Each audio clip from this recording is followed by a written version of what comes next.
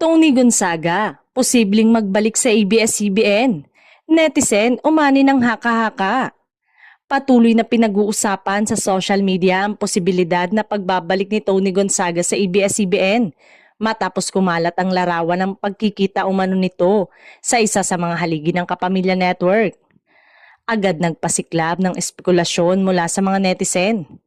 Matatandaan na noong February 2022, umalis si Tony sa ABS-CBN matapos ang mahigit 2 dekada ng pagiging kapamilya.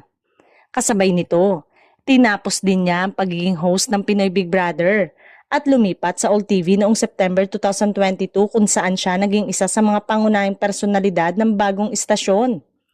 Bagamat walang formal na anunsyo mula sa panig ni Tony o ng ABS-CBN, marami ang umaasa na ang nasabing pagkikita ay senyalis ng posibleng pagbabalik ng TV host actress sa Kapamilya Network. Para sa ilan, ito ay maaaring magbukas ng panibagong kabanata sa kanilang karera at muling magbigay saya sa kanyang mga tagahanga.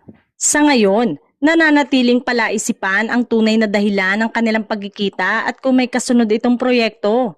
Tanging opisyal na pahayag mula sa ABS-CBN o kay Tony Gonzaga ang makakapagpatibay kung tuluyan nga ba siyang magbabalik bilang kapamilya.